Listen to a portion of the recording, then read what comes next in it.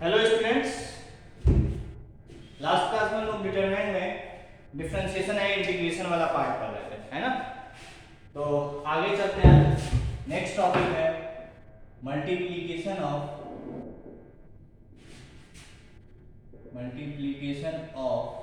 To determinants.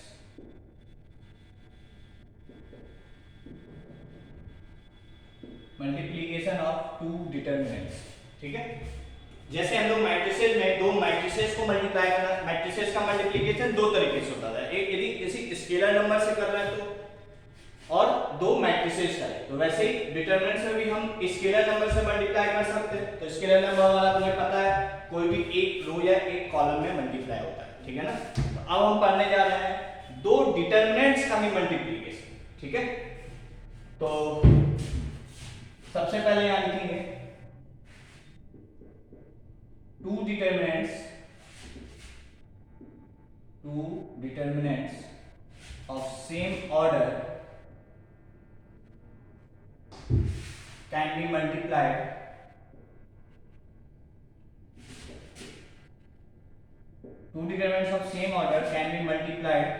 सबसे पहला चीज देखो, जब दो डिटरमिनेंट को मल्टीप्लाई कर रहे हैं, ठीक है, कहने का मतलब क्या है, दो डिटरमिनेंट है और इसको मल्टीप्लाई करके मुझे एक डिटरमिनेंट ही चाहिए, ठीक है। तब तो दोनों सेम ऑर्डर का होना चाहिए, ठीक है। यदि मान लो मुझे एक वैल्यू चाहिए तो ये किसी भी ऑर्डर का हो, ये किसी भी ऑर्डर का हो, तुम क्या करो, इसकी वैल्यू अलग निकाल लो, इसकी वैल्यू अलग निकाल लो, वो फाइनली एक वैल्यू आएगा। कहने का मतलब कि determinant of a into b क्या होता है, determinant a into determinant b, इसकी वैल्यू अलग लिख दो, इसकी वैल्यू अलग लिख दो, इसकी वैल्यू निकालो, ठीक है। बट यदि मुझे दो डिटरमिनेंट ही प्रॉपर डिटरमिनेंट है उसको ही मल्टीप्लाई करना है, तब कब मल्टीप्लाई होगा, जब दोनों सेम ऑर्डर का हो तभी, ठीक है ना। तो वही लिखे हैं two determinants of same order can be multiplied, ठीक है। कैसे मल्टीप्लाई हो सकता है, can be multiplied either row wise, ठीक है, और row column wise, column row wise और कॉलम वाइज। दो डिटरमिनेंट को कैसे हम मल्टीप्लाई कर सकते हैं, चार तरीके से, either by row column, column row and column wise, ठीक है ना। जैसे मैट्रिसेस में सिर्फ रो बाय कॉलम करते थे, बट यहाँ पे रो बाय कॉलम, कॉलम बाय रो और कॉलम बाय कॉलम, ये चारों कर सकते हैं, ठीक है। चारों से जो आंसर होगा, फाइनल आंसर, वो सेम ही आएगा, ठीक है ना। मैं ज्यादा प्रेफर ये करता हूँ क्योंकि मैट्रिसेस में भी हम लोग यही यूज करते हैं, इसलिए ज्यादा प्रीफर मैं ये करता हूं, बट तुम कोई भी मेथड प्रीफर कर सकते हो, ठीक है ना। नोट कर लो, फिर समझाते हैं।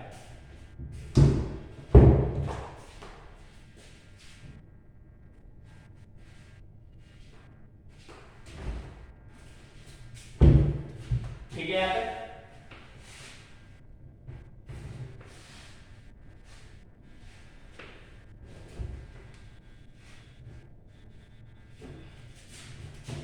तो से एक डिटरमिनेंट है delta 1, a1 a2 a3 b1 b2 b3 and c1 c2 c3, ठीक है। और डेल्टा 2 है x1 y1 z1, या x1 y1 z1 ना लिखो, x1 x2 x3 y1 y2 y3 and z1 z2 z3, ठीक है। ये डेल्टा 1 है, ये डेल्टा 2, और मुझे निकालना है इससे capital delta and which is equals to say delta 1 into delta, ठीक है। अब डिटरमिनेंट में क्योंकि रो कॉलम चारों तरीके से मल्टीप्लाई कर सकते हैं, ठीक है। तो मैं तुम्हें चारों मेथड यहाँ पे एक बार समझाऊंगा, ठीक है ना, ठीक है। और दूसरी चीज, यहाँ पे कौन सा प्री है कौन सा पोस्ट है उससे मैटर नहीं पड़ेगा, ठीक है ना। क्यों, क्योंकि जो चीज हम रो कॉलम वाइज कर रहे हैं उसको उल्टा भी करेंगे तो भी हम दूसरा मेथड, जैसे मान लो डेल्टा 1 इनटू डेल्टा 2 मैं रो और कॉलम वाइज कर रहा हूं, तो तुम delta 2 into delta 1 column row wise कर दो तो वही चीज आ जाएगा, है ना, वही चीज आ जाएगा। अभी पहले सीखते हैं तो तुम्हें समझ में आ जाएगा कि यहाँ पे प्री और पोस्ट से कोई फर्क नहीं पड़ेगा, ठीक है ना। तो डेल्टा बराबर क्या है, डेल्टा 1 इनटू डेल्टा 2, मतलब मैं यहीं पे लिख रहा हूं डेल्टा 1 तो अब इसको हटा दो, तो डेल्टा बराबर दिस इनटू दिस, तो इस डिटरमिनेंट को मैं यहां पे लिख रहा हूं, ठीक है। एक सेकेंड,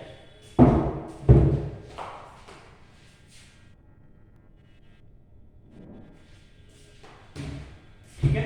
तो इसको मैं यहां लिख रहा हूं x1 x2 x3 y1 y2 y3 and z1 z2 z3, ठीक है।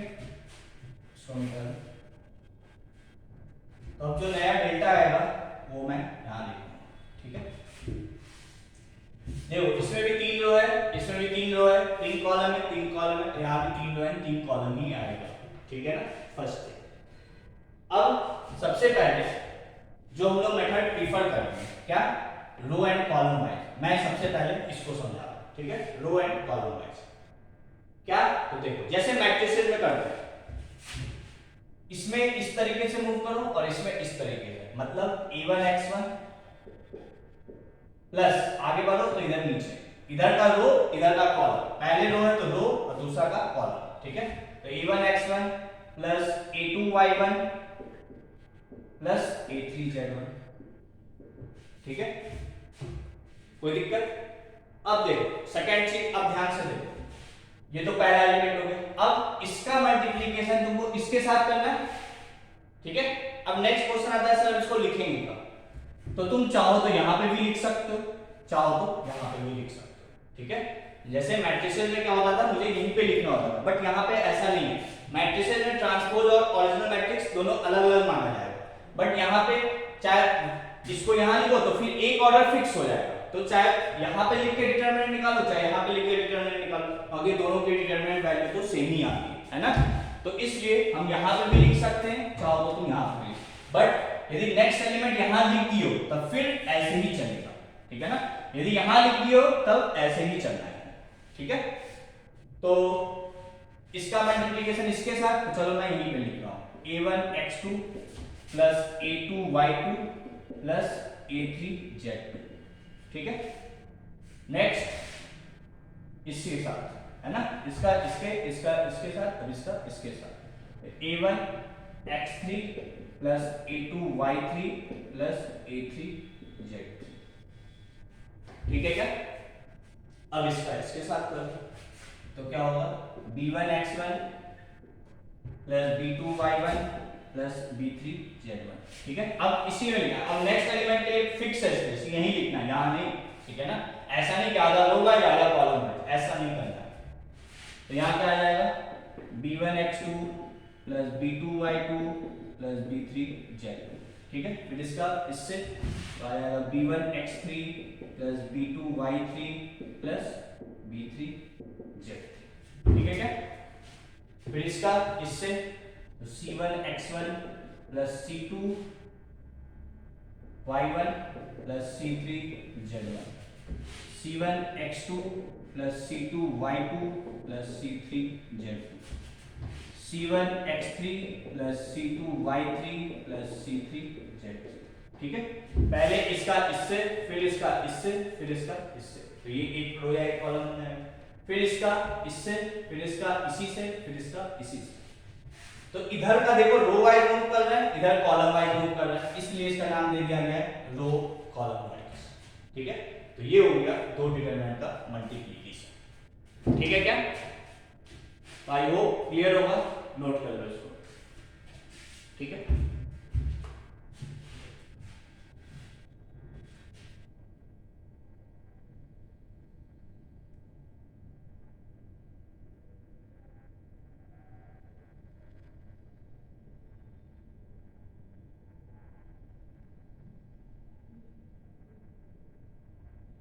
ठीक है क्या, मिटा दे इसको।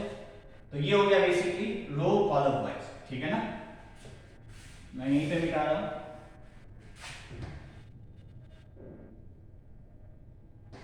अब देखो मैं दूसरा तरीका यूज कर रहा हूं, से रो वाइज, ठीक है। तो रो वाइज क्या होगा, इधर का भी रो इधर का भी रो, मतलब this into this corresponding element, this into this plus this into this plus this into this. तो यहां क्या आ जाएगा, a1 x1 plus a2x2 plus a3x3। तुम देख सकते हो यही एलिमेंट बराबर भी नहीं, ठीक है।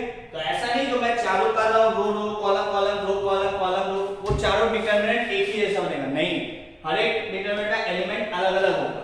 बट जब तुम इसको इवैल्यूएट करोगे, ठीक है, अब क्योंकि लंबा चौड़ा तो मैं इसको इवैल्यूएट नहीं करने जाऊंगा, बट तुम वैल्यू वाइज यदि इवैल्यूएट करोगे या तुम्हारा मन क्या इसी को इवैल्यूएट करने का, यदि तुम इसको इवैल्यूएट करोगे जो बाद में सारे टर्म्स आएंगे वो चारों डिटरमिनेंट में इक्वल होंगे, ठीक है। मतलब वैल्यू जो होगी चारों डिटरमिनेंट में इक्वल होगी, ठीक है ना। बट यदि एलिमेंट देखोगे तो वो डिफरेंट होगा, ठीक है। तो इस बात से कंफ्यूज नहीं होना कि मैं गलत कर रहा हूं या सही कर रहा हूं, ठीक है। तो दिस रो रो वाइज कर रहे हैं तो इधर का भी रो इधर का भी रो यहां लिखिए, फिर इसका इससे, अब वो भी चाहो तो यहां लिख सकते हो या यहां लिख सकते हो, ठीक है। तो चलो मैं पिछली बार मैं कहां लिखा था, यहां लिखा था ना, इस बार चलो मैं यहां लिखता हूं, ठीक है।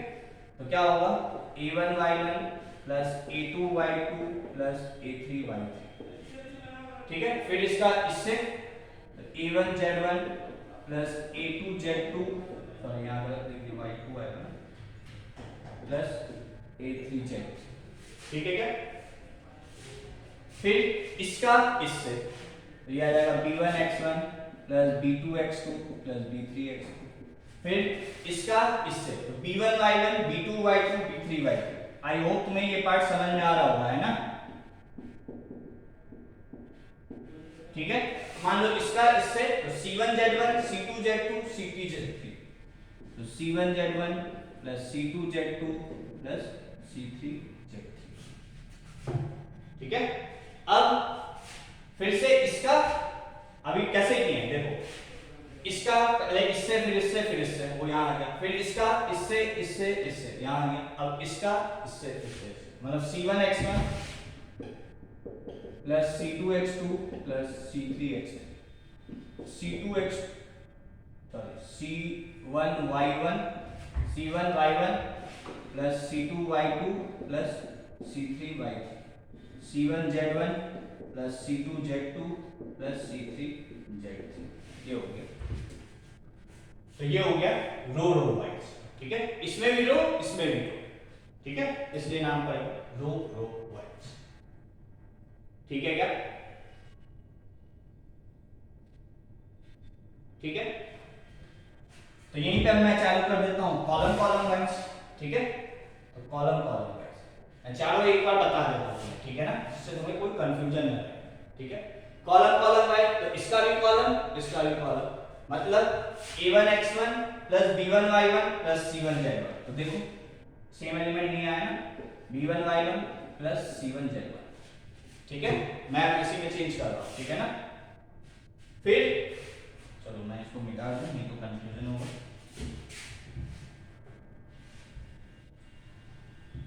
ठीक है क्या। कॉलम कॉलम वाइज तो इसका भी कॉलम इसका भी कॉलम, तो इसका फर्स्ट इसका दिस तो इसका दिस, फिर या तो यहां भी लिख सकते हो या यहां भी लिख सकते हो, तो मैं यहां लिख दे रहा हूं a1x2 plus b1y2 plus c1z2, ठीक है।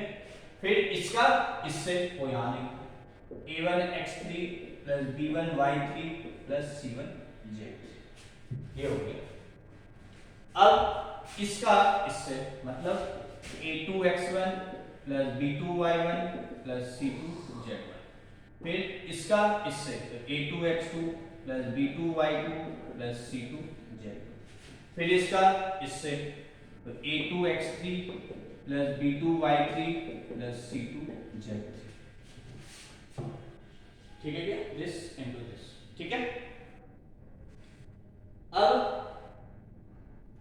इसका इससे तीनों से तो a3x1 b3y1 and c3z1, a3x2 plus b3y2 plus c3z2 and a3x3 plus b3y3 plus c3z3, हो गया, ठीक है। तो यदि इसमें कॉलम कॉलम कॉलम वाइज करना है तो इसका भी कॉलम उठाओ इसका भी, इसमें एक फिक्स रखो इसमें आगे मूव करते जाओ, फिर दूसरे के लिए यहां फिर इसमें 3 फिर इससे 3 हो यहां, ठीक है क्या। तो ये हो गया कॉलम कॉलम वाइज, ठीक है। अब नेक्स्ट है कॉलम रो वाइज, ठीक है क्या? इसका कॉलम इसका रो, यदि उल्टा देखो तो इसका रो और इसका कॉलम, मतलब पहले दिस इंटू दिस, फिर दिस इंटू दिस, फिर दिस इंटू दिस, ऐसे करो, या दिस इसके साथ, फिर इसके साथ, फिर इसके साथ, ठीक है? दोनों तरीके से एक ही बार, मैं बार बार रिपीट कर रहा हूं, ठीक है ना? कि चाहे तुम जैसे करो सब कुछ सेम है, सब कुछ से आंसर सेम आएगा, ठीक है? अंदर में एलिमेंट डिफरेंट हो सकता है, होगा ही, ठीक है, हो क्या सकता है, और बट फाइनल आंसर जो होगा वो सेम आएगा, ठीक है? अब मुझे कॉलम रो वाइज करना है, तो एक कॉलम उस इधर का रो, मतलब a1x1 b1x2 c1x3। फिर मान लो इसका इसके साथ करना है, वो कहीं भी लिख सकते हो, चलो यहां लिख दे रहे हैं इसको, a1y1 b1y2 c1y3। फिर इसका इसके साथ, तो a1z1 b1z2 c1z3, ठीक है क्या? फिर इसका इससे, है ना, सॉरी गलत कर दिया, मैं कॉलम कॉलम वाइज कर रहा हूं ना, ऐसा एक minute, a1x1 b1x2 c1x3, a1 column row है ना, a1y1 b1y2 c1y3, a1z1 b1z2 c1z3, ठीक है? अब इसका इससे, मतलब a2x1 b2y2, ठीक है क्या? a2x1 b2, ध्यान देना, ठीक है? a2x1 b2x2 and c2x2। फिर देखो यहाँ पे a2 b2 c2 आएगा, a2 b2 c2 लिख लो ऐसे थोड़ा फटाफट करने के लिए, a2 b2 c2। इसका किसके साथ करना है? अभी पहले इसके साथ किया था, अब इसके साथ और फिर इसके साथ, मतलब यहाँ पे y1 y2 y3, यहाँ पे z1 z2 z3, यहाँ पे y1 y2 y3 बीच में प्लस लगा, और यहाँ पे z1 z2 एंड z3। मैंने चारों तरीका तुम्हें एक्सप्लेन कर दिया, तो आई होप तुम्हें क्लियर होगा कि किस तरीके से चल रहा है, ठीक है ना? रटना नहीं है, कुछ रटने वाली जैसी चीजें नहीं है, ठीक है? अब इसका मल्टीप्लिकेशन इसके साथ, तो देखो a3 b3 c3 आएगा, ये तो तीनों जगह आएगा, तो पहले इसको लिख सकते हो, गलतियां अवॉइड करने के लिए, ठीक है? गलतियां नहीं होनी चाहिए। फिर x1 x2 x3 y1 y2 y3 z1 z2 3, तो x1 प्लस x3, फिर यहाँ पे y1 y2 y3 एंड यहाँ पे z1, यहाँ पे z2 एंड यहाँ पे z3। तो ये हो गया कॉलम रो वाइज, ठीक है क्या? नोट कर लो यहाँ तक, पहले चारों मेथड समझ लो, दिमाग में सेट कर लो।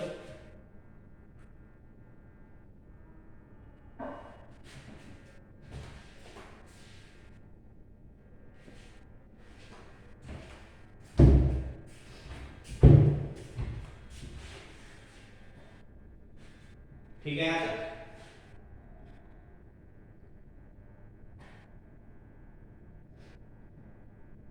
ठीक है?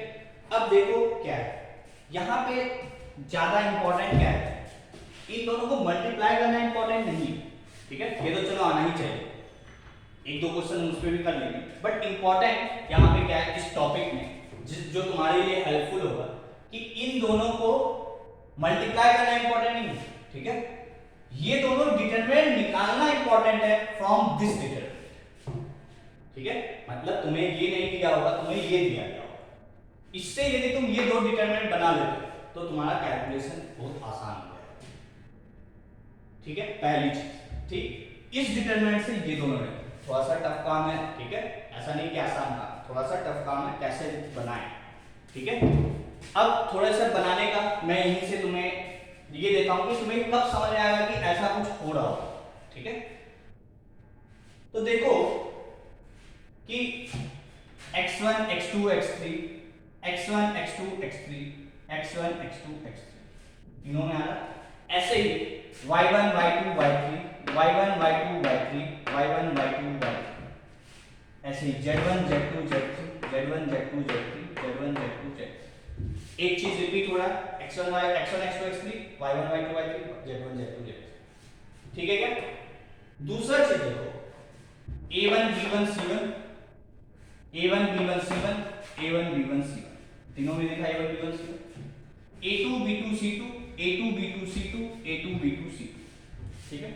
And A3 B3 C3, A3 B3 C3, A3 B3 C3, ठीक है? तीनों में दिख रहा है।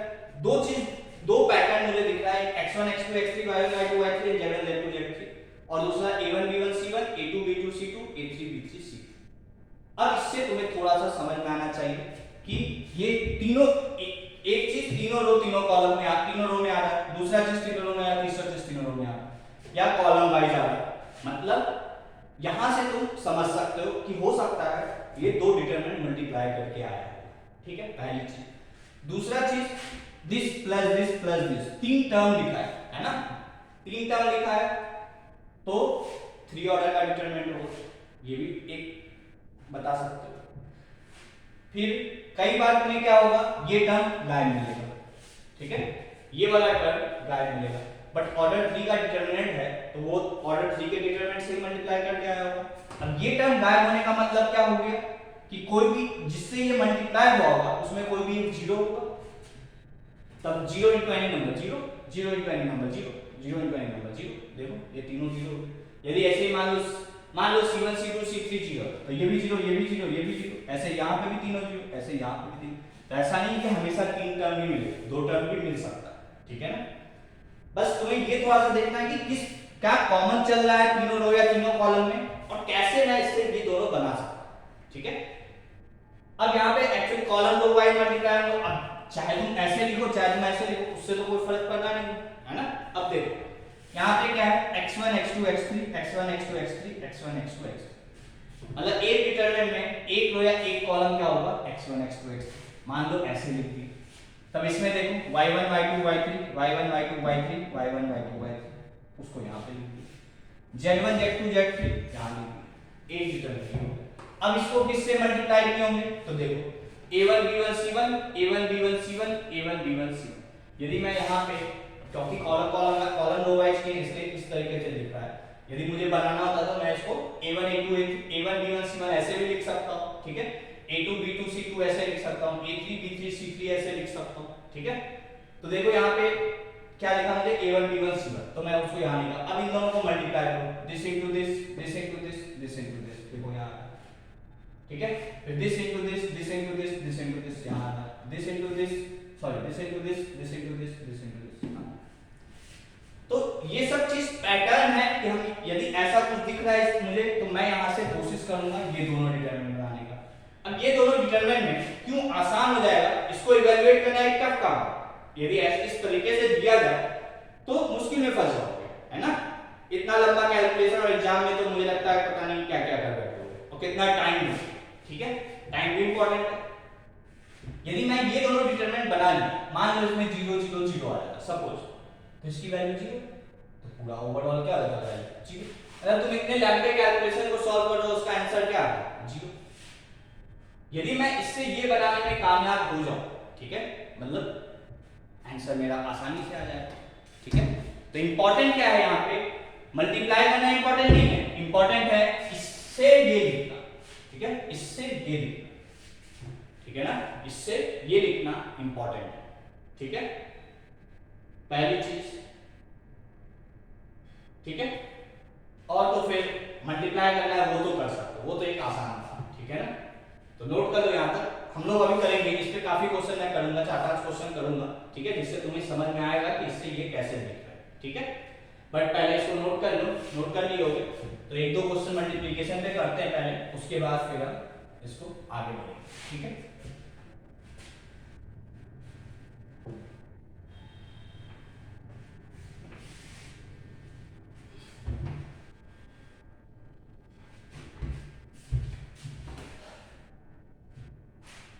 तो मल्टीप्लाई करना है तुम्हें दो डिटरमिनेंट। चलो पहले तो वैल्यू निकालने वाला तो आसान ही होगा। जैसे मान लो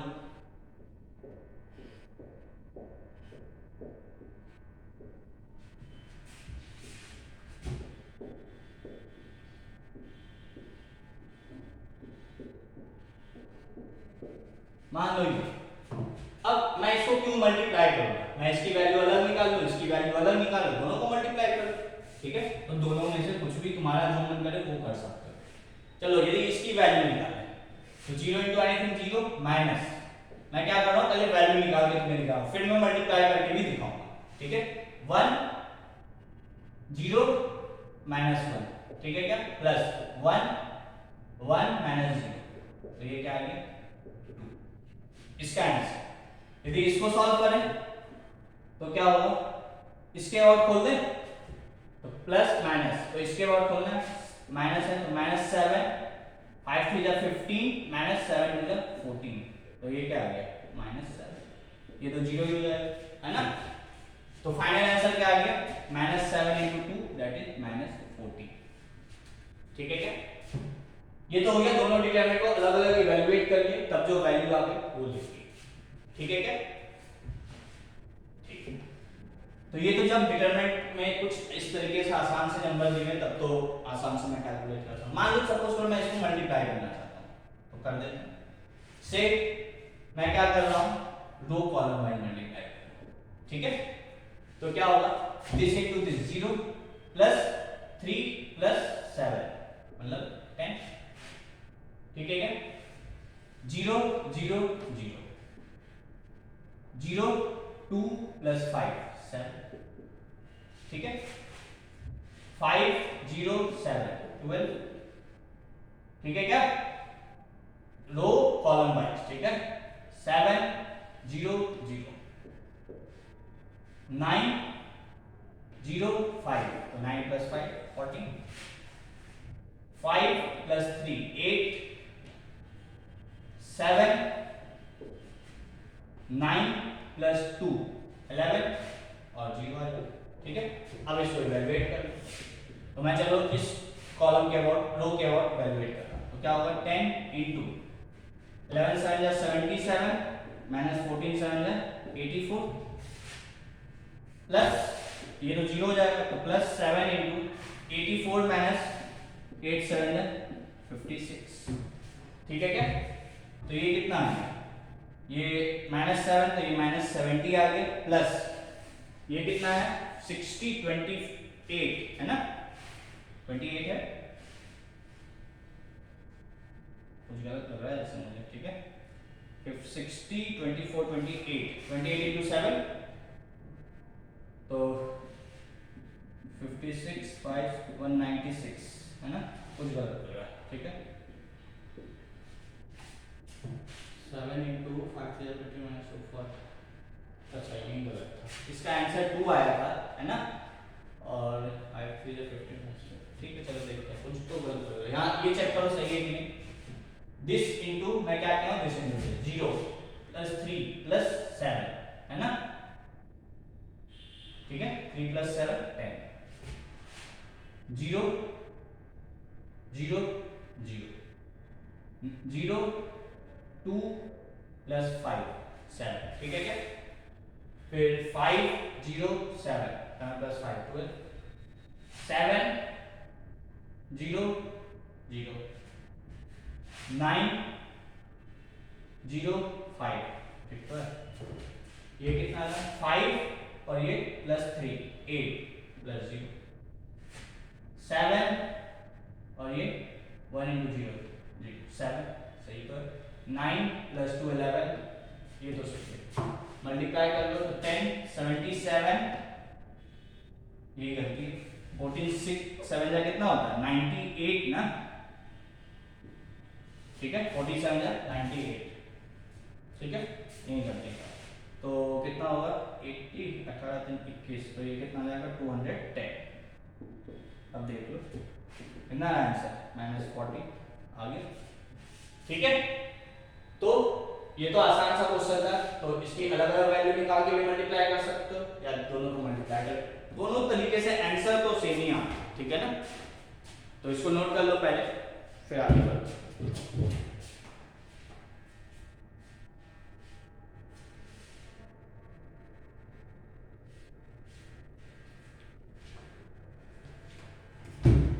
ठीक है यहाँ तक।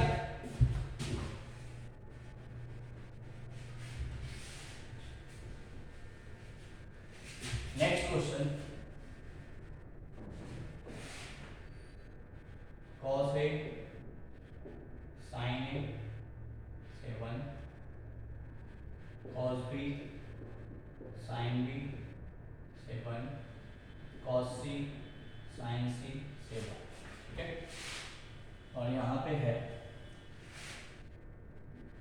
cos P, ठीक है, और यहाँ पे से sin P और यहाँ पे से 0, cos Q sin Q 0, cos R sin R 0, ठीक है, cos P sin P 0, cos Q sin Q, cos R sin R 0, ठीक है।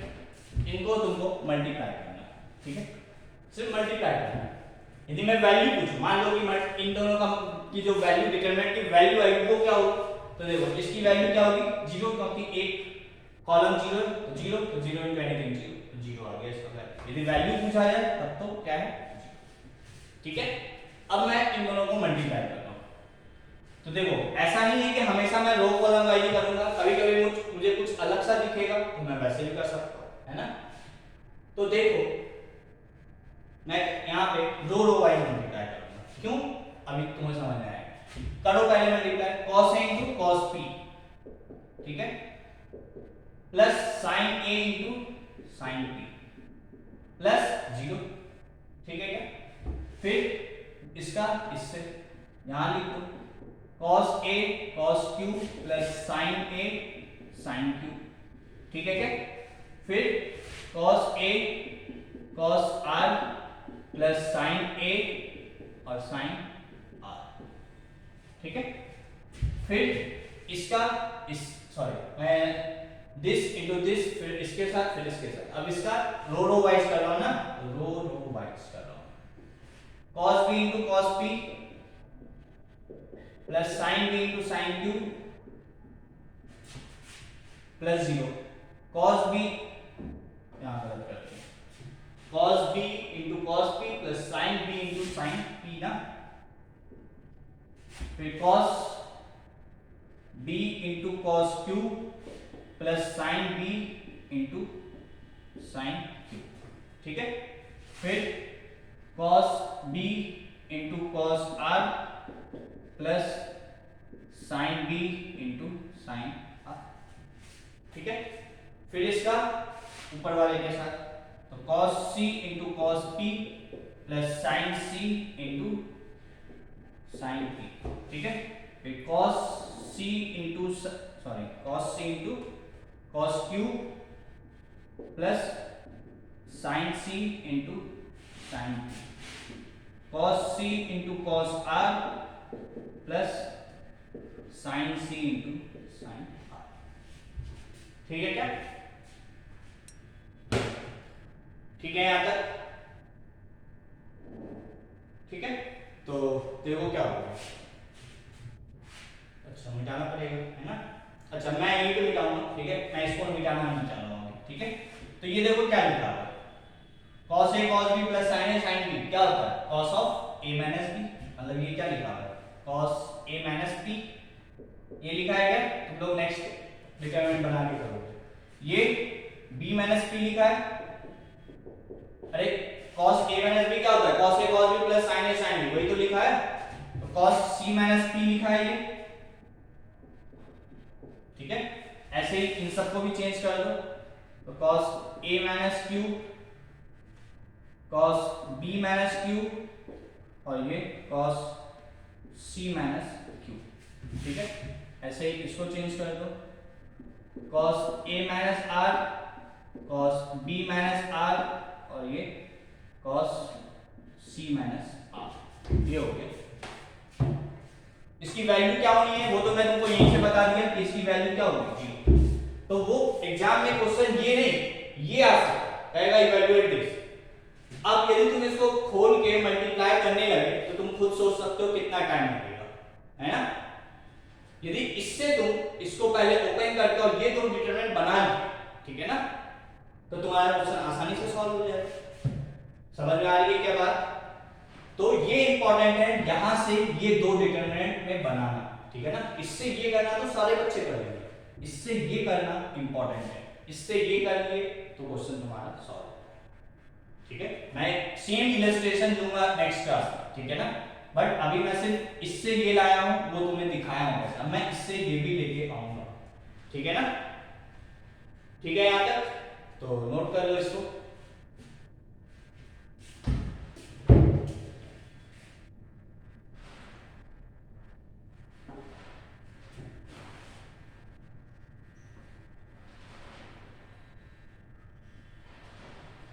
ठीक है,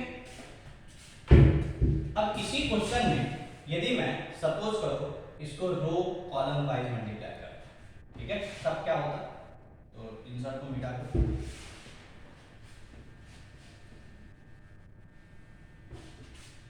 तो क्या होगा?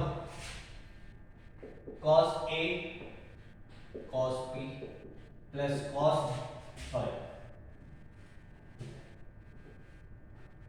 A cos P, मैं क्या कर रहा हूँ रो कॉलम वाइज, तो row column cos A cos P plus sin A cos Q plus cos R, ये बने, है ना? अब यहाँ क्यों वो मेथड मैंने प्रिफर किया रो वाइज, क्यों रो कॉलम वाइज प्रिफर नहीं किया? अब देखो इसको क्या कुछ लिख सकते हो, इसको तुम सॉल्व मतलब इसको थोड़े आसान से टर्म में, लाइक जैसे मैंने वहां पे cos A minus P लिखा था, क्या यहाँ पे ऐसा कुछ लिख पाओगे? नहीं लिख पाओगे, ठीक है? चलो एक और टर्म आगे लिखते हैं, दिस इनटू दिस, तो cos A sin P plus sin A sin Q plus sin R, इसको भी कुछ नहीं लिख सकते, ठीक है? ऐसे ही नेक्स्ट टर्म आएगा, ऐसे ही यहाँ पे सब चीजें आएंगी, तो तुम इसको सिंप्लीफाई उतना आसानी से नहीं कर पाओगे, ठीक है ना? तो ये भी कभी कभी इंपॉर्टेंट है कि मैं किस तरीके से मल्टीप्लाई करूं, row row row column column row column column. अब चार मेथड है तो कहीं पे कुछ भी यूज हो सकता है, ऐसा नहीं है कि मैं रो कॉलम वाइज प्रीफर कर रहा हूं तो एग्जाम में वही पूछा जाएगा, ऐसा नहीं, ठीक है ना? चारों दिमाग में होना चाहिए। करना क्या, रो कॉलम है तो रो कॉलम चलो, कॉलम कॉलम है तो कॉलम कॉलम चलो, रो है तो रो चलो, कॉलम रो है तो कॉलम रो चलो, बस सिंपल, ठीक है ना? आई होप यहां तक की चीजें तुम्हें क्लियर हो, ठीक है ना? ठीक है, तो इसके आगे नेक्स्ट क्लास में कंटिन्यू